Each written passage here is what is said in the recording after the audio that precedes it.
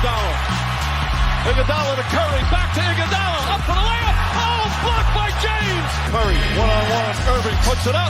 It's good. Kyrie Irving from downtown. The three, steps back, crossover, puts up a three. Rebound James. Second. It's over. It's over. Cleveland is the city of champions once again. The Cavaliers are NBA champions. Cleveland, this is for you. What's going on, Cavs fans? Welcome to another episode of The Block, the Shot, the Stop, a Cleveland Cavaliers podcast brought to you by the Blue Wire Podcast Network. And Kevin, we are here to talk about the winning ways of the Cleveland Cavaliers. It felt so good to get this win after been so long. It's been so long. Yeah, after you're doing well on the season if a 3-game skid feels like the sky is falling. Panic time. Sure. I mean, by comparison, like it's their longest losing streak of the year, and they'd only had 1 2-game losing streak all year. So yeah, I mean, it's in NBA terms, it's not extreme, but by Cavs season standard, it is extreme. Yeah, like I say it all the time. Like the other teams aren't an anomaly. Like they're having a normal NBA season. We are the anomaly with starting 15-0 and then a 12-0 run, and then they were 6-3 in that other span. Yes. Yeah. And January overall has been a tough month, especially when you can compare it to the first 2.5 months of the season. But like tonight, frankly, is what I wanted to see. Just like a really solid performance, good execution. You taking care of a team they should take care of, and it was the way that the Cavs have won so many games. It starts out tight, they stretch the game out in the second quarter, they put the foot on the gas and open it up by the beginning of the fourth. It's pretty much what happened tonight. Didn't give Detroit a chance to get back in the game, and was really, really happy with the game tonight. And the biggest thing is it seems like forever since Evan Mobley and Jarrett Allen both had good games in the same game. It's only been 6 games. In 4 of those, Evan missed, but they had the loss of the Thunder. Evan missed 4 games, and then frankly, they were really bad against Houston on Saturday night. So it seems like forever again, just by comparison of the Cavs season. But it was so nice to see the two of them dominating the inside, back and forth. I agree, and this is a team. Frankly, this is a team that can beat the Cavs. I mean, they are long, athletic. Young guys, they kind of fit that mold. They have a lot of shooters on their wings, and with Harris and who else was there? That Malik Beasley, guys that are decent shooters around the league. And then obviously you have Cade Cunningham, who is an all-star and deservedly so an all-star. It's good to see them beat a team that kind of gets marked as like a can beat you team. And I really like this Pistons team. Yeah, no, I agree. I mean, first of all, before we talk more Cavs, I didn't realize I'm wearing my work sweater, shift acronym with like 5 eyes. So if any of my coworkers are listening, shout out to our, shifties. Is that what we're going to call ourselves? I'll get a verdict on that tomorrow. But yeah, no, the Cavs, this was a very kind of professional performance to where Pistons aren't a bottom feeder. They're in the playoffs right now, and they've had a really solid season. And so they are a team, and you're right, they have some of the types of players that seem to give the Cavs trouble. But the Cavs pretty much, held them in check for the most part tonight. The one thing before I forget, everybody in your thought, have Sam Merrill's body in your thoughts tonight, because that poor guy took an elbow to the face from Duran, and then took a shoulder to the face from Beef Stew. Also ended up on the ground a couple of times. I mean, dude, he deserves all the ice he gets after this game. Yeah, he was laid out a couple of times tonight. Good Lord. I know this is a Cavs podcast, but one guy that I think would be a really good ad for this Detroit team is if they went and got Brandon Ingram. They need another scorer, like for sure. Especially with Jaden Ivey out for the year. Their offense is pretty much just Cade, and then hope you get contributions. They have like a lot of solid role players, but they don't have any other, top of the line playmaker scorers. I think he could be. I think that would be one of the ideal landing spots for Ingram if Detroit's interested and the Pelicans are interested in making a move. When Keith Smith was on last night, he made it seem like the Pelicans are shutting everything down, like they're not going to have the fire sale a lot of people thought they were. Yeah, he said that they're not going to have a fire sale. He thinks their asking price is very high for all their players. A lot of people thought this could be the time Zion gets traded. Everyone inquires about Herb Jones, even though he's hurt. And he said they'd go away. He said he could see Ingram getting traded, but the Pelicans were kind of asking for over market value for their players. Gotcha. That's such an interesting avenue to take when you are last in the West. Yeah, I think their thinking is this is just a bad luck season. Started out with everyone hurt. Let's run it back next year. But anyway, let's talk about the Cavs. No, there was a game tonight. Yes, right.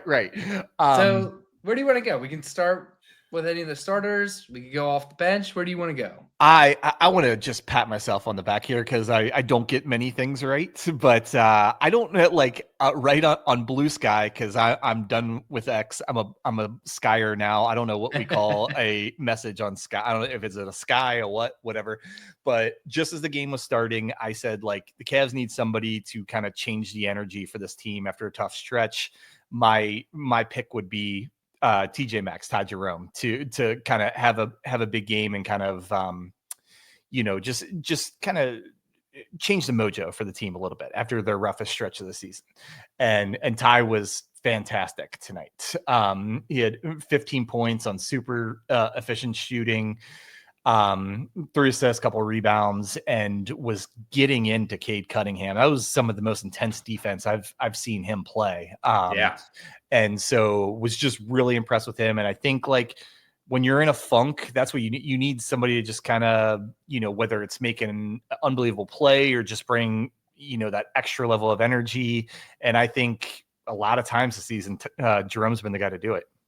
Yeah, we talk about Jerome being the spark plug off the bench, and boy, howdy is he, especially with the short bench with no Okoro, no LeVert. I know, Jalen Tyson's been getting great minutes and earning these minutes. He's playing really well in these minutes. But those aren't forever. Those kind of go away as soon as these guys get back. So Ty Jerome has really been the catalyst for that bench unit. And he had that little funk there, but he seems to be getting out of it because was it the last game or the game before where he lit up? Yeah, 2 games ago. Two games ago. Against Philly, Yeah, he lit up Philly in the third and fourth quarter there. So he's getting his way back. Yeah, no, I mean, totality of the season, Ty Jerome's been fantastic. Like you said, it's a small little stretch that he wasn't quite effective. It seems like he got his minutes cut during that stretch when everyone else was healthy. And now, the biggest thing is he steps up when it feels like they need him the most, like when they're down a couple of guys, when, things aren't flowing as well offensively as you'd like them to. He just seems to pick the right spots to have, really meaningful contributions for this team. And like you said, it's not just scoring. It's not just assist numbers because relatively, 15 off the bench is good for anybody, really. But only 3 assists tonight. But like you said, he got on to Cade Cunningham. He really made it difficult for Cade. And he got 22 tonight, but to Cade's standards, where he's averaging almost 30 a night, that's pretty damn good. No, Cade had an off night because of the Cavs' defensive effort. They don't have a lockdown defender that is the right, right size and athleticism to defend Cade. They defended him through pure effort and team defense tonight. I think this is one of those performances where things are going bad. The defense in particular has been really bad for 2-3 weeks now, and they dug in and gave a heck of an effort tonight. Agreed. The next person I want to highlight is Max Strus, who's kind of getting more of those starting rotation minutes now with Dean Wade kind of on the day-to-day. he's really getting back into rhythm, being such a positive effect. He's plus 20. He actually led the Cavs in plus minus tonight. Only 10 points, but he's doing a lot more cutting to the rim. He's not just reliant on his 3 ball. 8 rebounds. Max Strus is getting 8 rebounds. Yeah, and the rebounding had to have been an emphasis for Kenny because they have lost the rebounding advantage a lot more games than they've won it here recently. And tonight, 66 to 52 plus 14 in the rebounding department. And it was everybody rebounding. I mean, first and foremost, Mobley and Allen get you 25 between the two of them, which is right where you want the two of them having double doubles, and really, attacking the glass on both the offensive and defensive backboard. And then the rest of the team gang rebounding kind of above their position, if that makes sense. And I thought the way as aggressive and as focused as they were on the backboards, I guarantee that was an emphasis coming into this game. Had to be. I mean, it just had to be an emphasis because they were getting out hustled in the past couple of games. So sure, Kenny made that a point of emphasis. They also, the 3-point shooting tonight, not great. No. 12 for 44. But they didn't just rely on their 3-point ball because their field goal percentage, 44% on the night, 44 even, which is pretty great. So, kind of the efficiency that we're seeing because they took less shots than Detroit, but were able to hit them at a higher clip, not just the 3-ball, but just the shots in general. So you're kind of seeing that a rhythmic offense again. No, 100%. This was not a great night of offense, especially by the Cavs standards. They won this game with defense and effort. The defense to only give up 91 points to a playoff team in the NBA is fantastic defense. And they did it not only by defense, but by the boards. This was definitely another below the standard shooting night. You could say a bad shooting night for the Cavs, but we talked about the rebounding advantage. They forced the action in a positive way to get 23 free throws to Detroit's 11, being a plus 12 in free throw attempts is a big way that you can win a game when you're shooting poorly. And just the effort plays, the intelligence, they had 4 less fouls than the Pistons did. They definitely seemed to get the Pistons pretty frustrated there at the end of the third, into the fourth quarter. I mean, a stiff breeze can frustrate Isaiah Stewart, but that guy comes ready to fight. Yes. But anyway, just really, that's, I think, why I'm not over the moon, but I'm excited and encouraged by this win tonight because they did not play their best game and they still won against a good team by 19 points. Yeah, I'd agree. And, we talked about the kind of gauntlet that they're going to go through right now. I mean, Detroit is a playoff team. I had to pull up the schedule real quick, but it's 4 or 5, playoff team.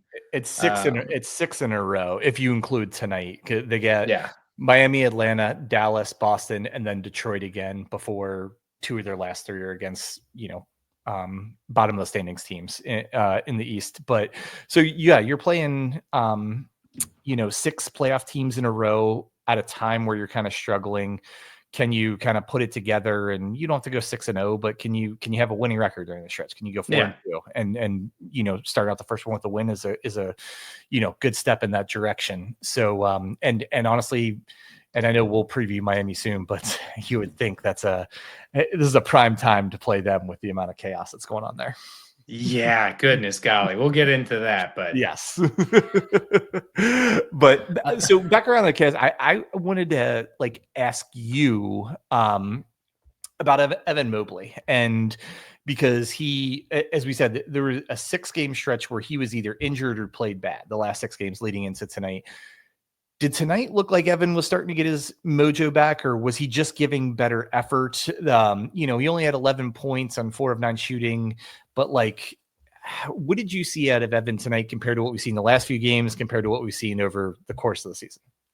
I think he's not quite to what we've seen over the course of the season yet.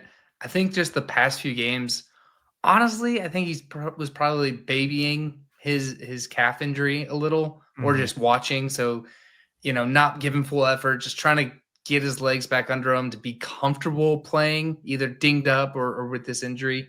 So I think this was the first game just back in the comfort and the rhythm again, not kind of worrying about re-aggravating something or anything like that.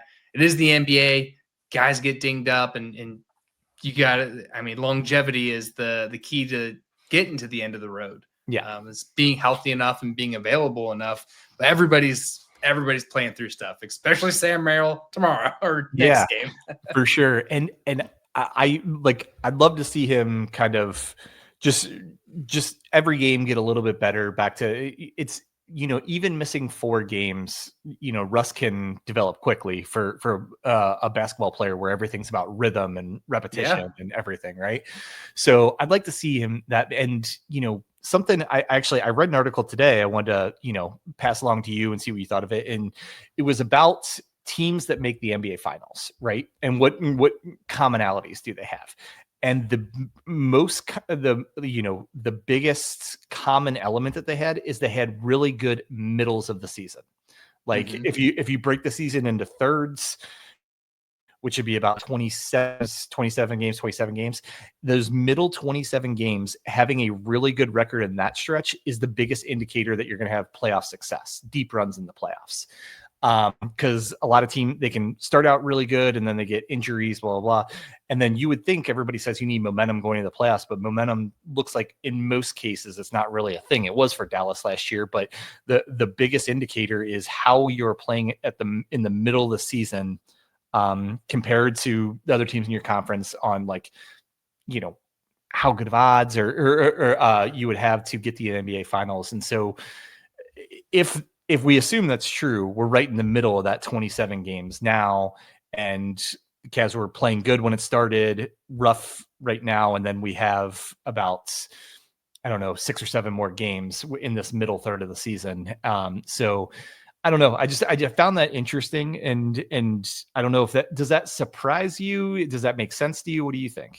It surprises me. It surprises me in the sense of, usually if you have a bad first third, a good second third, and a pretty rough finish out, you're not finishing in the top echelon of playoff teams, so you probably aren't getting home court advantage. So that does surprise me that teams that make the finals really only have that good middle of the season stretch.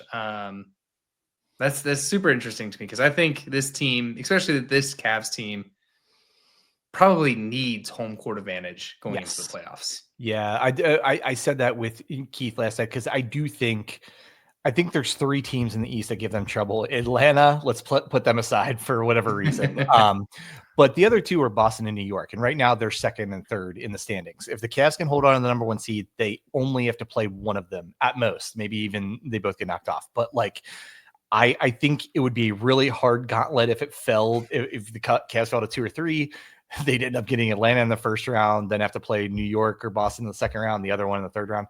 That would be really tough.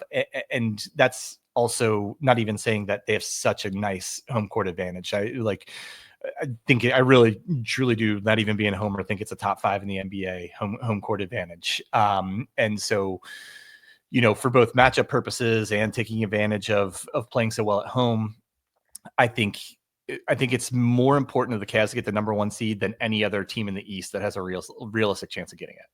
I agree. I think they need it. In order to make the Eastern Conference Finals, they need the number 1 seed. Yeah. And that's not discrediting them at all. Obviously, you genuinely want your team to have a number 1 seed. But I think for their playoff success, they need it. And to be frank, I think they, so far, obviously, as the standings show, but they've earned it. They've played the best. So hopefully they can keep that going into the back half of the season, and just get back to winning basketball. And I wonder how much of I know they're professionals, I know it's part of the game, and I know all of them all of them are multi-year, been in the league multiple years. I wonder how much of this looming trade deadline kind of sits on these guys. Yeah, no, I mean, it can. And, there are a few players on the Cavs that could be, rumored in trade. I mean, obviously, none of the big four is getting traded. And there's even a couple other guys beyond them that can feel pretty safe. Max Strus, combination of both his contributions and his contracts probably leads him to being safe. But yeah, I mean, people are human beings. You see it in other sports all the time, particularly baseball. That I've actually read a study how players' performances, the worst 2-week stretch of the year is the last 2 weeks of July, right before the trade deadline, because there's a mental aspect to the game. Yeah, right? And they're human beings. So, no, I think that's really fair. And I think the other thing is, like, the NBA season, like a lot of sports, is such a marathon that you're in the dead middle of the marathon. You have your one big break of the season, like, meaning like you have 8, 9, 10 day break, whatever it is, coming up in just a couple weeks. Like, you're just kind of like almost like just running on fumes trying to get to it. Right. But all that's to say, and to your point about just need to do winning basketball and the fact that the Cavs need the number 1 seed, which I completely agree with. They played so well and worked so hard to have that number 1 seed. I don't want them to go into the slump right before the All-Star break and have, all season they've had a 5-6 game lead in the East. All of a sudden it's 2 games at the All-Star break because they kind of limp into it. And then, Boston, New York, they're smelling blood that they can, make a run and jump the Cavs. So I really think, and we talked about it last episode, there were, including tonight, there was 9 games between there and All-Star break. Can you win 6? Can you win 7? And if you do that, you're probably maintaining at least like a 4-game-ish lead, and which is comfortable enough for that last sprint of the season coming out of the All-Star break. I mean, knock on wood.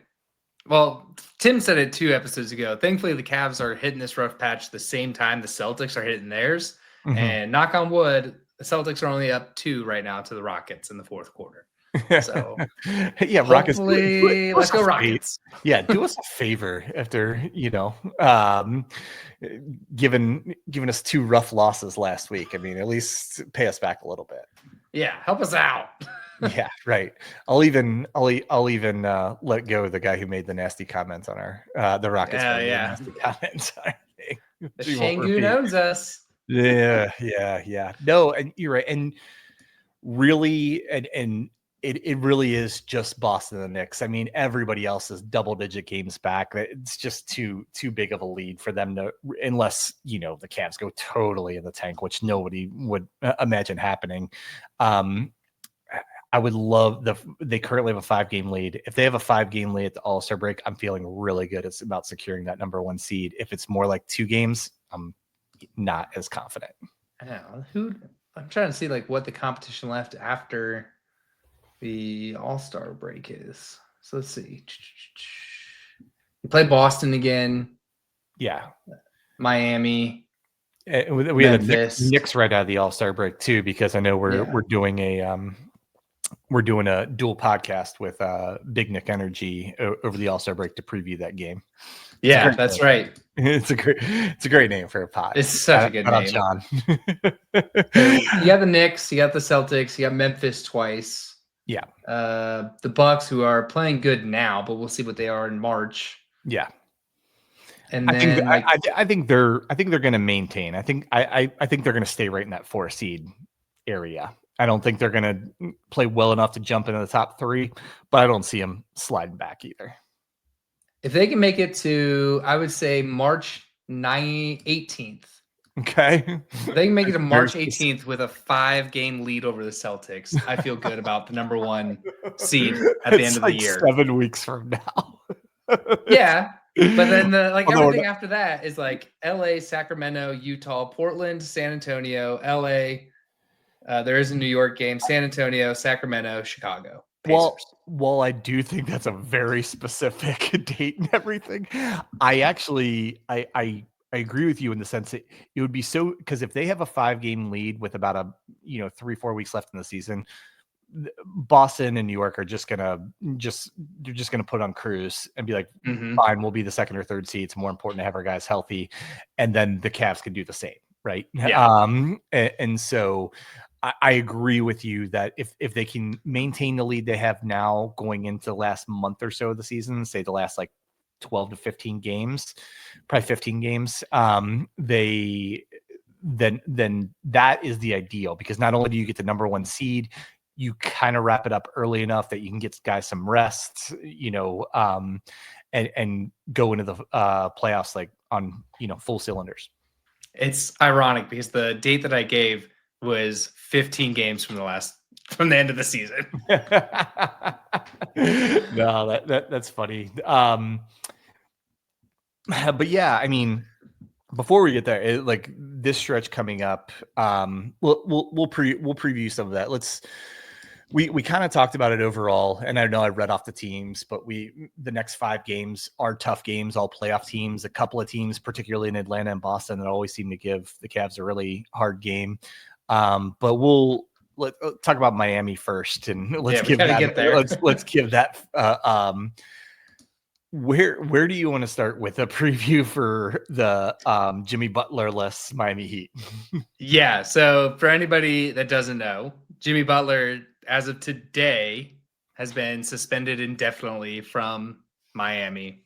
Third suspension in the last month. Sorry, not to cut you. Yeah, no, third suspension in the last month, but this one is just don't come back until we find you a trade partner. Yes. Don't call us. We'll call you. Yeah, pretty much. I think the first one was 7 games and then 2 games, and now it's just done. Yes. They were trying to suspend him long enough that they could work out a trade, and then the trade didn't work out either the first 2 times. So now they're just sending him home. Yeah, they're just like, we'll figure out where you're going. Just have your bags packed. Yeah, it's. But even I will say is you would think that would, I don't know, completely derail their season, but they're still playing. They have had. I take it back. They were really good, kind of like the Cavs. They're really good in the first part of January, but they have lost 5 of their last 7 games coming into tonight. Couple of them kind of bad losses. They lost to Portland. They lost all their games on their West Coast trip, just about, and so maybe the drama of the season is finally catching up with that team. It could be just a rough patch, because I think Eric Spoelstra is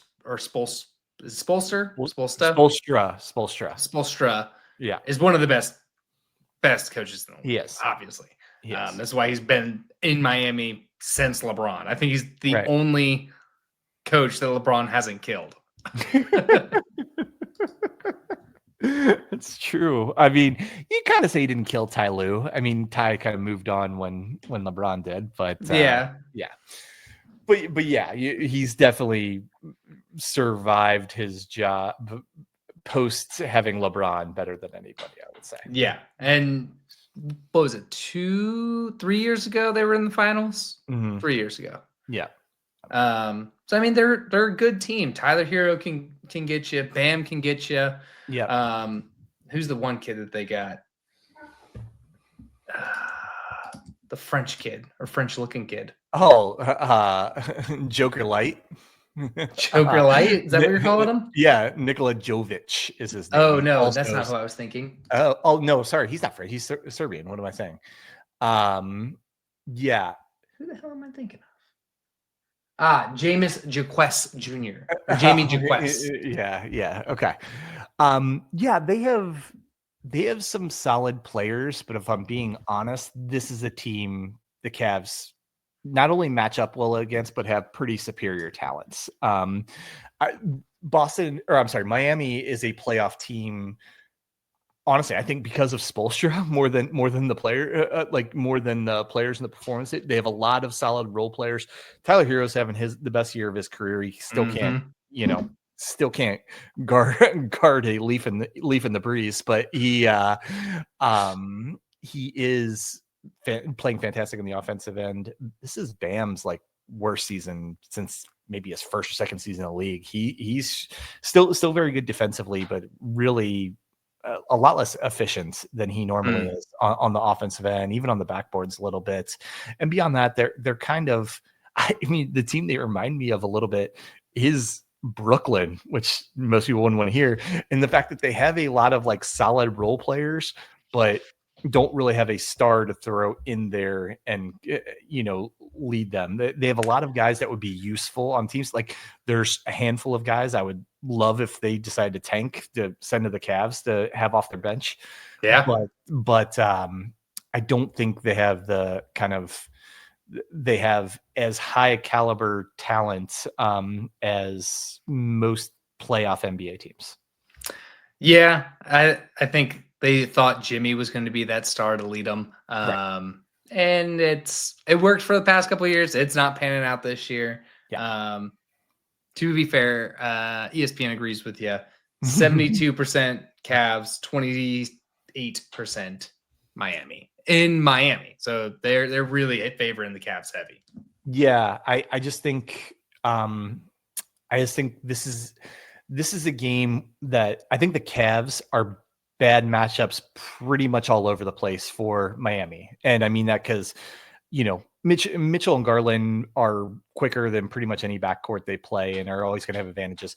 They especially have a good matchup against Miami. Miami does not have many or any guys that can really stay with guards of their caliber. And then at the same time, and I still like Bam, even though he's not having as good a year, I think, there's one of Bam and there's two on the Cavs and in Mobley and Allen that I think they can have an advantage on the inside as well.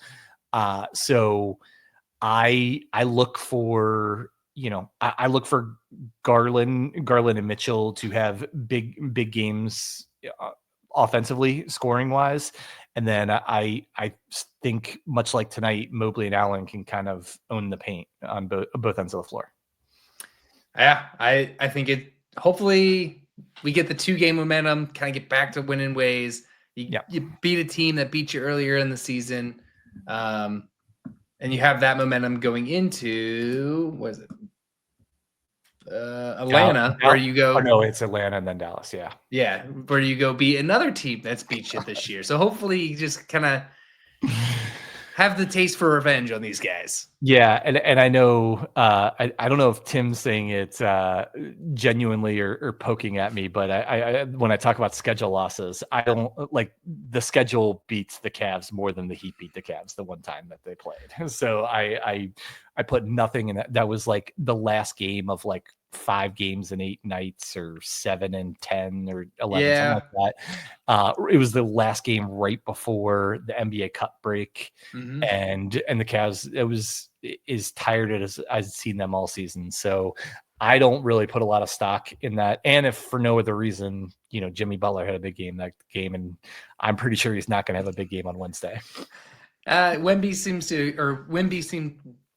agree with you, because he said that the Cavs had a little more extracurricular activities in Miami that night, because they were at a Lil Wayne album party or something like that the night before, on top of that super long road trip. So yeah, I think they were okay with that loss. Yeah. I would love to see him get another win, as you said, especially because after that, 2 of the next 3 are Atlanta and Boston. And I know some people are saying, like, why do you keep mentioning Atlanta?